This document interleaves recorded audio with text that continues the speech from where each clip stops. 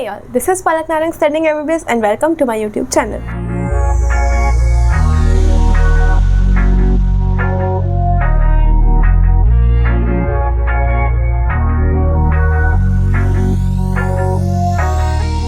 So आज हम लोग स्टार्ट करने वाले हैं C4 साइकिल के साथ। लास्ट क्लास में हमने C3 तक किया था, अब हम C4 साइकिल के साथ स्टार्ट करेंगे। तो C4 साइकिल को बोलते हैं हैचेंस लाइक पाथवे।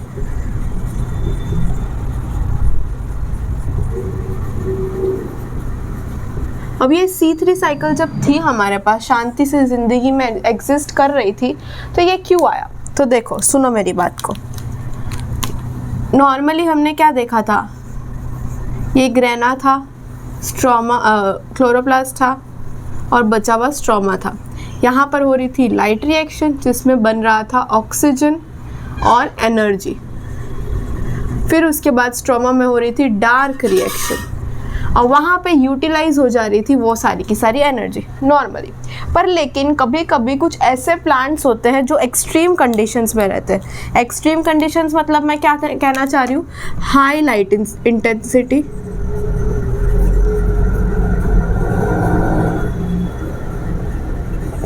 या फिर हॉट एंड ड्राई एरियाज। तो ये सब जगहों पर ना क्या होता है कि डार्क रिएक्शन यानी C3 साइकिल होता ही नहीं। उसकी जगह क्या होता है, उसकी जगह होता है फोटो रेस्पिरेशन। क्या होता है? Photo respiration. फोटो रेस्पिरेशन क्या है, मैं सिर्फ उसका एक ब्रीफ बता देती हूँ क्या है, क्योंकि इसकी जो डिटेल है वो मैं आगे नेक्स्ट लेक्चर में बताऊंगी। क्योंकि दो C4 और फोटो रेस्पिरेशन दोनों साथ में मिक्स कर दूंगी तो कंफ्यूज हो जाएगा। तो पहले हम C4 ही ख़त्म करेंगे।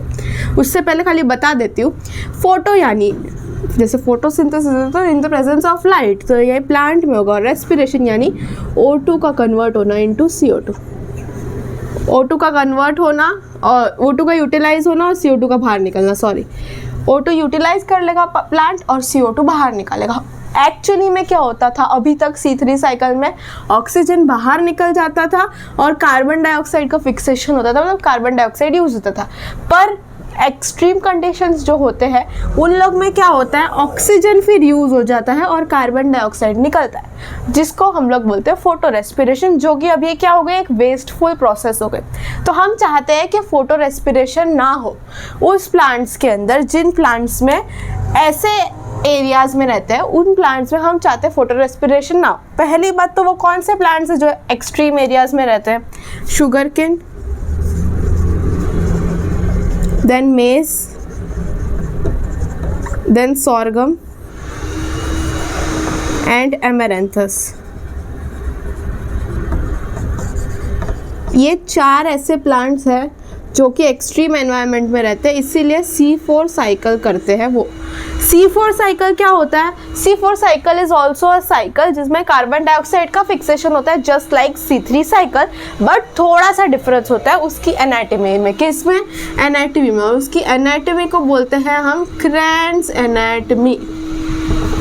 क्या बोलते हैं? Cranes anatomy. और वो कैसी दिखती है? हम लोगों को नॉर्मल तो पता है, ये रहा हमारा जाइलम, ये रहा हमारा फ्लोएम, और इधर होता है साइड में होना चाहिए मीजोफिल सेल नॉर्मली कोई भी नॉर्मल प्लांट में। पर लेकिन C4 प्लांट्स जो होते हैं जिनके अंदर C4 साइकिल होती है, उसके अंदर मीजोफिल सेल्स ना होके बल्कि ये होते हैं बंडल शीथ सेल्स। क्या होते हैं? बंडल शीथ सेल्स, जो कि कैसे होते हैं, एक दूसरे के साथ बिल्कुल चिपके हुए। इसका मतलब इंटरसेल्यूलर स्पेस नहीं है बिल्कुल भी। और इसके बाहर ये भी होते हैं, मीजोफिल सेल्स भी रहते हैं।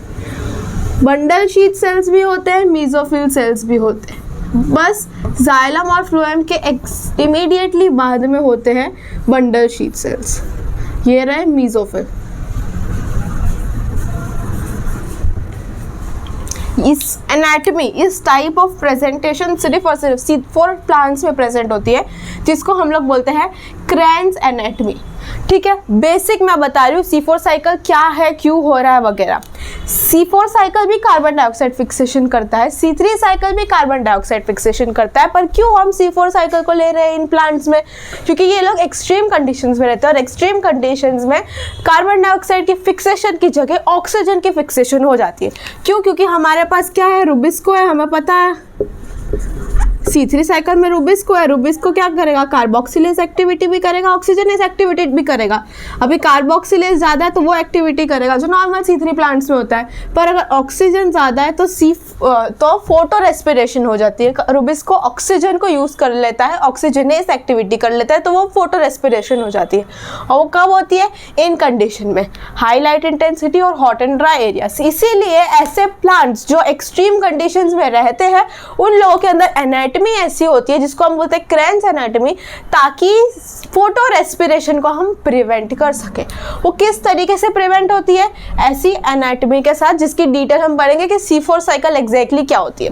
तो मैं आपको अगर बेसिक बता दूं कि क्या होता है, कि जो रुबिस्को है वो यहाँ पर मंडल शीथ सेल में प्रेजेंट होता है, मीसोफिल सेल में नहीं होता है। अभी तक किस में होता था? क्लोरोप्लास्ट के अंदर, मीसोफिल सेल के अंदर होता था, पर लेकिन अब बंडल शीथ सेल के अंदर होता है। और bundle sheath cell is impermeable to oxygen and carbon dioxide, तो दोनों में से कोई भी अंदर नहीं आ सकते। अब दोनों में से कोई भी अगर बंडल शीथ सेल के अंदर नहीं आ सकते तो रुबिस्को किस पे एक्ट करेगा? किसी में भी नहीं कर पाएगा। तो एक्चुअली में क्या होता है, कार्बन डाइऑक्साइड जो है उसको वो मीसोफिल सेल एक्सेप्ट कर लेता है और वो भेज देता है अंदर बंडल शीथ सेल को कि ये ले, मैंने थोड़ा कार्बन डाइऑक्साइड तुझे मॉडिफाई करके दिया, अब तू रुबिस्को की मदद से इसको कार्बन डाइऑक्साइड की फिक्सेशन कर और शुगर बना। इस तरीके से C4 साइकिल होती है, जिसकी डिटेल अभी हम नेक्स्ट कर रहे हैं। इसमें एक और ऐड कर दो, हाई टेम्परेचर। वो इसमें हो गया पर ठीक है, हाई टेम्परेचर भी एक एक्सट्रीम एरिया है। चलो let's start with C4 cycle.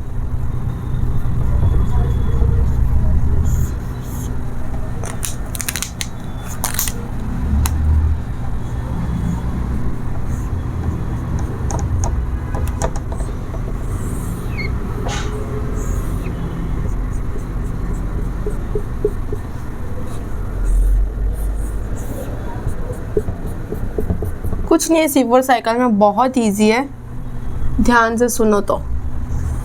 क्योंकि मैंने बेस बताया, मैं वापस एक बार बताऊंगी, फिर उसके बाद मैं डिटेल बताऊंगी तो बहुत इजीली आ जाएगा। देखो ये है हमारा मीसोफिल सेल,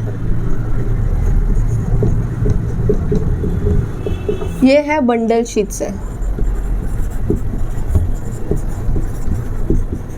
मैंने आपको क्या बोला था, आप याद करो। क्रेन्स एनाटॉमी में क्या होता है, जो बंडल शीथ सेल होती है वो जाइलम फ्लोएम के आसपास एकदम चिपकी हुई होती है, जिसके अंदर इंटरसेल्यूलर स्पेस बिल्कुल भी नहीं होता है, प्लस वो इम्परमेबल होती है ऑक्सीजन और कार्बन डाइऑक्साइड के साथ। उसके ही एग्जैक्ट बाहर होता है मीसोफिल सेल, जो नॉर्मली सारे प्लांट्स के अंदर होती है।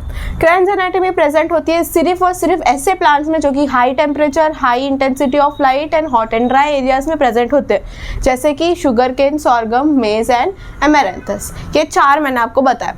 अब मैं आपको बोल रही हूँ कि इसमें भी कार्बन डाइऑक्साइड फिक्सेशन होती है। पहली बात तो इसमें यूजुअली फोटो रेस्पिरेशन होती है। क्यों? क्योंकि ऑक्सीजन की फिक्सेशन हो जाती है C4 प्लांट्स में। पर लेकिन भगवान इतने समझदार थे, उन्होंने बोला कि यार ऐसे तो नहीं चलेगा, फोटो रेस्पिरेशन तो एक वेस्टफुल प्रोसेस है। वो अगर मैं इस ऐसे टेम्परेचर में जो प्लांट्स रहते हैं, ऐसे एनवायरनमेंट में जो प्लांट्स रहते हैं, वो तो फिर सारा टाइम फोटो रेस्पिरेशन ही करते रहेंगे, वो लोग अपना खाना कैसे बनाएंगे?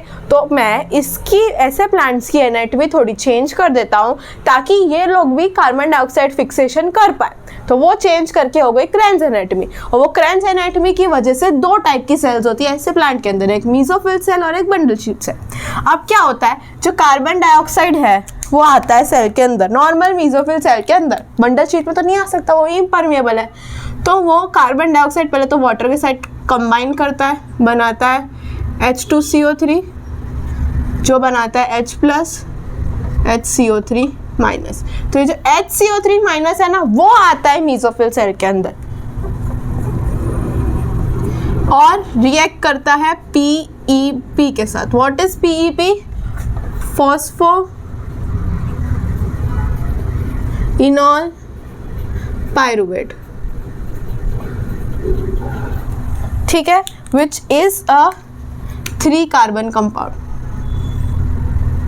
और ये जो है ये CO2 से आया, तो ये 1 कार्बन कंपाउंड है। तो अब हमारे पास टोटल कितने कार्बन हुए हैं? PEP का 3 कार्बन और 1 कार्बन डाइऑक्साइड का कार्बन, तो कितने हमारे पास हुए? 4 कार्बन कंपाउंड बनने चाहिए।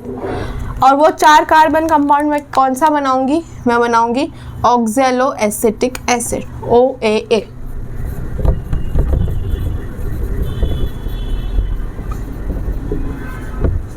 ठीक है, इस स्टेप को हम लोग बोलते हैं फिक्सेशन। क्या बोलते हैं? फिक्सेशन। ठीक है, बस जगह थोड़ी कम पड़ गई। वो ऑक्सैलो एसिटिक एसिड आगे बनाएगा मैलिक एसिड। अब इसमें ना मैंने कार्बन डाइऑक्साइड कहीं से ऐड किया, कहीं से सब्ट्रैक्ट किया, कुछ नहीं, तो ये भी एक 4 कार्बन कंपाउंड है। वो मैलिक एसिड जो है वो जाएगा बंडल शीथ सेल के अंदर। समझ रहे हो तुम लोग?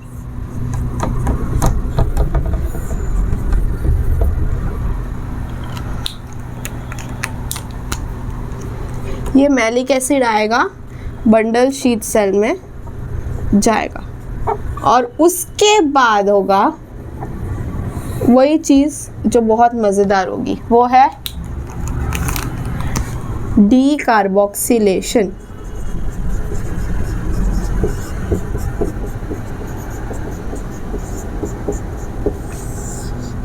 इसका मतलब एक कार्बन डाइऑक्साइड बाहर निकल जाएगी। देखो वापस HCO3 माइनस जो कि कार्बन डाइऑक्साइड से आया, वो रिएक्ट करता है फॉस्फोइनोल पाइरुवेट के साथ, और वो phosphoenol pyruvate plus HCO3 minus की फिक्सेशन हो जाती है। दोनों कार्बन ऐड होकर एक पहला कंपाउंड बनता है।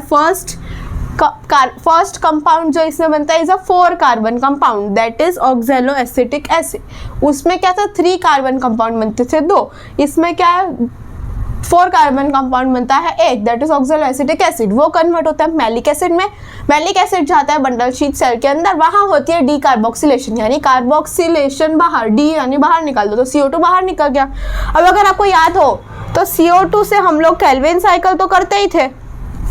बंडल शीथ सेल के अंदर रूबिस्को प्रेजेंट होता है, तो वो क्या करता है? CO2 की केल्विन साइकिल यानी कि C3 साइकिल करता है। इसका मतलब रूबिस्को के साथ एक्ट करके RUBP, फिर उसके बाद आगे जो भी बनता है ट्रायो शुगर और वापस और RUBP का फॉर्मेशन, ये पूरी की पूरी जो C3 साइकिल है, जिसके अंदर 3 ATP बनते हैं और 2 NADPH बनते हैं। एक ही साइकिल में 3 ATP बनते हैं, 2 NADPH बनते हैं, वो वाली केल्विन साइकिल इस बंडल शीथ सेल के अंदर होगी। समझे? इसका मतलब C3 साइकिल C3 प्लांट्स में तो हो ही रही है, प्लस एडिशनली C4 प्लांट्स में भी बंडल शीथ सेल के अंदर C3 साइकिल हो रही है। बस हमने क्या किया? कार्बन डाइऑक्साइड को फिक्स किया कि कैसे तैसे करके हम कार्बन को रूबिस्को के पास तक ला पाए। फिर उसके बाद इसमें बचता है पाइरुविक एसिड। आफ्टर डीकार्बोक्सिलेशन बचता है पाइरुविक एसिड, जो चला जाता है वापस से मेसोफिल सेल्स के अंदर।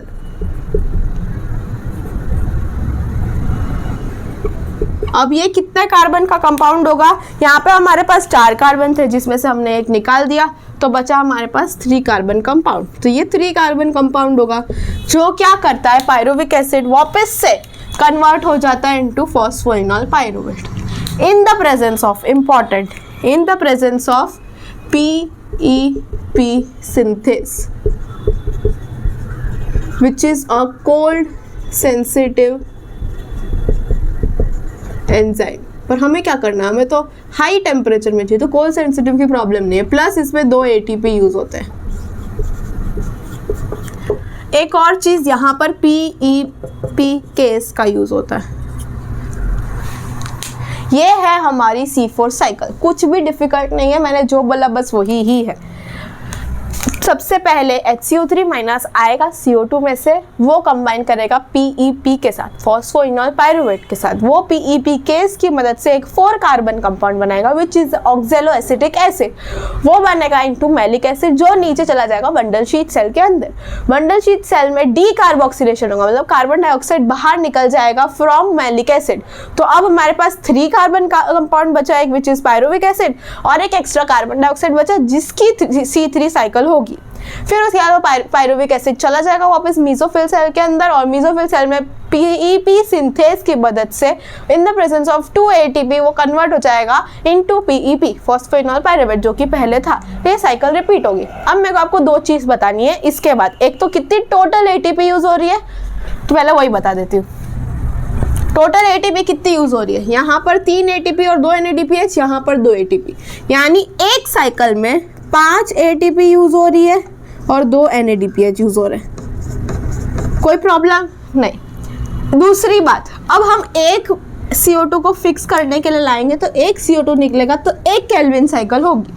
पर हमने C3 साइकिल में पढ़ा था एक शुगर का मॉलिक्यूल बनने के लिए कितनी साइकिल होनी चाहिए, 6 साइकिल होनी चाहिए। तो यहाँ पर भी तो 6 साइकिल होनी चाहिए ना, तो इसके भी टोटल हम 6 साइकिल्स घुमाएंगे। यहाँ पर भी 6 बार कार्बन डाइऑक्साइड की फिक्सेशन होगी और 6 बार केल्विन साइकिल चलेगी। तो टोटल एक शुगर बनाने के लिए जो साइकिल चल रही है उसमें कितने ATP और कितने NADPH यूज हो रहे हैं, तो 6 बार मल्टीप्लाई कर दो तो 30 ATP और 12 NADPH यूज हो रहे हैं कंप्लीट साइकिल के अंदर। समझे? ये 2 बात मुझे बतानी थी। एक तो पहले एक का ATP NADPH कंजप्शन और 6 साइकिल चलेगी इसकी, क्योंकि एक बार में एक CO2 फिक्स होगा तो एक शुगर नहीं बनेगा। मैंने लास्ट क्लास में बताया था डिटेल में पूरा। 6 बार साइकिल घुमानी पड़ेगी तो जाके एक शुगर का मॉलिक्यूल फिक्स हो, एक शुगर का मॉलिक्यूल बनेगा जब 6 कार्बन डाइऑक्साइड के मॉलिक्यूल फिक्स होंगे तब। ठीक है, दिस इज C4 साइकिल। अब मैं इसको और भी थोड़ा टेबुलर फॉर्म में बताती हूँ तो आपको ज़्यादा इजी लगेगा। ओके, एक चीज़ सुन लो, this step is known as regeneration.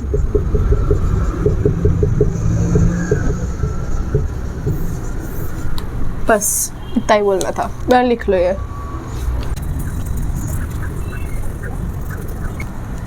अब मैं आपको पूछूं मेसोफिल और बंडल शीथ में क्या डिफरेंस है?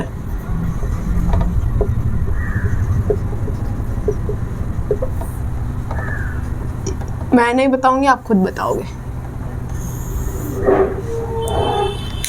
एक मैं बता देती हूँ कि जो मेसोफिल सेल है वो लेस इन नंबर होते हैं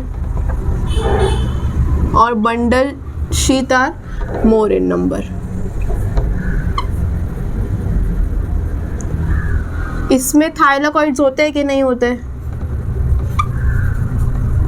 basic information, thylakoids present, grana present. इसमें थाइलाकॉइड्स एब्सेंट होते हैं क्योंकि एक चीज़ और, जो लाइट रिएक्शन होती है C4 प्लांट्स की वो तो मेसोफिल सेल के अंदर ही होती है, वो बंडल शीथ के अंदर नहीं होती। सिर्फ डार्क रिएक्शन की प्रॉब्लम है ना उसमें, कि CO2 फिक्स हो रहा है कि ऑक्सीजन फिक्स हो रहा है, और इसको पे डिपेंड करता है। तो इसीलिए मेसोफिल सेल में लाइट रिएक्शन तो वैसे ही सिमिलर होती है जैसे C3 प्लांट्स में होती है, C4 में भी वैसे ही लाइट रिएक्शन होती है। तो इसलिए थाइलाकॉइड्स भी मेसोफिल सेल में प्रेजेंट होते हैं। अब मुझे अब बताओ PEP केस किस में होता है, मेसोफिल सेल्स में होता है या बंडल शीथ सेल्स में होता है?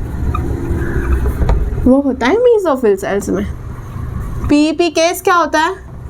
Phospho इनॉल pyruvate carboxylase. दूसरा रुबिस्को किसके अंदर होता है, बंडल शीथ सेल्स के अंदर होता है कि मेसोफिल सेल के अंदर होता है? ऑब्वियसली बंडल शीथ सेल के अंदर होगा, क्योंकि वहीं तो कार्बन डाइऑक्साइड की फिक्सेशन हो रही है। और C3 साइकिल C3 प्लांट्स में तो होती है, C4 प्लांट्स में भी C3 साइकिल तो होती ही है, केल्विन साइकिल दोनों में होती है, याद रखना। ठीक है, नेक्स्ट एक लास्ट टेबल करते हैं, difference between C3 cycle and C4 cycle. बस चलो, सबसे पहला फर्स्ट इलेक्ट्रॉन एक्सेप्टर। आंसर आप दोगे। इसमें C3 साइकिल में क्या था? RUBP। इसमें क्या है? PEP। which is a 3 carbon compound, which is a 5 carbon compound. Next, दूसरा first primary product. Primary product क्या था? सबसे पहला प्रोडक्ट इसमें क्या बनता था? PGA, which was a 3 carbon compound, phosphoglyceric acid. इसमें क्या है? oxaloacetic acid, which is a 4 carbon compound. Next, इसमें 2 बार CO2 फिक्सेशन हो रही है. C3 है तो 1 बार, तो सिंगल CO2 फिक्सेशन. इसमें डबल CO2 फिक्सेशन. क्यों 2 बार हो रही है? एक बार CO2 HCO3 माइनस में कन्वर्ट होके फिर PEP के साथ रिएक्ट करके जो ऑक्सैलोएसिटिक एसिड बना रहा है, वो पहला स्टेप है फिक्सेशन. दूसरा फिक्सेशन कहाँ पे होगा? जब C3 साइकिल होगी in the bundle sheath cell, वहाँ पर भी तो फिक्सेशन होगा ना. RUBP के साथ कंबाइन करके PGA बनाएगा, वो भी तो पहला स्टेप फिक्सेशन ही हुआ C3 साइकिल का, तो इसमें डबल फिक्सेशन होगी. नेक्स्ट, थर्ड पॉइंट क्या लिखोगे? इसमें मीसोफिल सेल के अंदर होती है CO2 फिक्सेशन. इसमें कहाँ होती है? बंडल शीथ सेल के अंदर.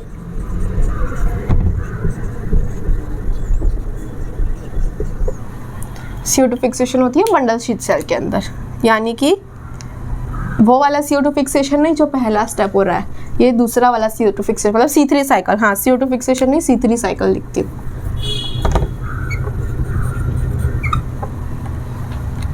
नेक्स्ट, कितने ATP और NADPH बनते हैं? C3 साइकिल में कितने बनते हैं? 3 ATP बनते हैं और 2 NADPH बनते हैं, यानी कि 3:2 का रेशियो. C4 साइकिल में कितने बनते हैं? 5 ATP बनते हैं और 2 NADPH बनते हैं, यानी 5:2 का रेशियो. इसमें क्या C3 साइकिल में फोटो रेस्पिरेशन होगा? ऑब्वियसली फोटो रेस्पिरेशन में ऑकर, क्योंकि नॉर्मली मैं CO2 फिक्सेशन करेगा, जब एक्सट्रीम कंडीशन आएगी तो ऑक्सीजन फिक्सेशन करेगा और फिर फोटो रेस्पिरेशन होगी. क्या इसमें क्या इसमें फोटो रेस्पिरेशन होती है? नहीं, there is no chance of photo respiration.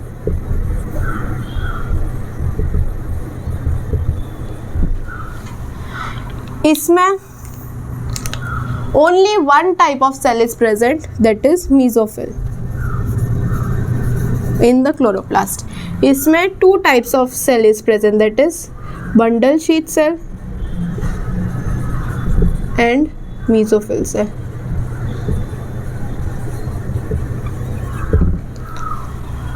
और क्या पॉइंट बाकी रहा?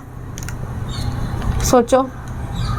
हाँ, PEP केस प्रेजेंट होता है इसमें? नहीं, एब्सेंट होता है. इसमें PEP केस प्रेजेंट होता है?